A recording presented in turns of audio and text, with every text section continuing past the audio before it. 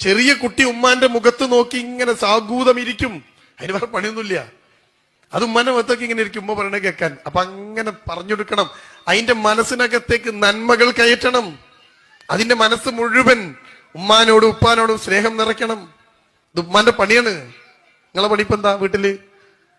നിങ്ങൾക്ക് എന്താ വീട്ടിൽ പണി? ഞാൻ പറഞ്ഞുതരാം. നിലം തുടയ്ക്കുക, തിരുമ്പുക, വെക്കുക, വിളമ്പുക, കഴുകി വെക്കുക, അല്ലേ? അപ്പൊ കുട്ടീനെ ആരാ നോക്കുക? ഇതൊക്കെ കഴിഞ്ഞ് സമയം ഉണ്ടെങ്കിൽ കുട്ടീനെ നോക്കുക. തിരിച്ചാണ്. ആദ്യം കുട്ടീനെ നോക്കുക. സമയം ഉണ്ടെങ്കിൽ നിലം തുടയ്ക്കുക. തുടച്ചില്ലെങ്കിൽ പ്രശ്നമൊന്നുമില്ല, കുറച്ച് ചളി ഉണ്ടാവുന്നുള്ളൂ, അവിടെ നിന്നോട്ടെ. വീടത്ര മതി. മക്കൾ തിളങ്ങണം. നമ്മളെ നാട്ടിലിപ്പോ എന്താ അവസ്ഥ? വീട് തിളങ്ങാണ്, മക്കളോ പല ആൾക്കാരും മുണ്ടാഞ്ഞിട്ടാ. ചിലതൊക്കെ കഞ്ചാവാ. എന്നാലും വാപ്പി മുണ്ടൂല, പറയണ്ട, മനക്കേടാ. വീട് നല്ല തിളക്ക. എത്ര LED ബൾബ് എന്നറിയോ വീട്ടില്? തിളങ്ങേണ്ടത് മക്കളാണ്.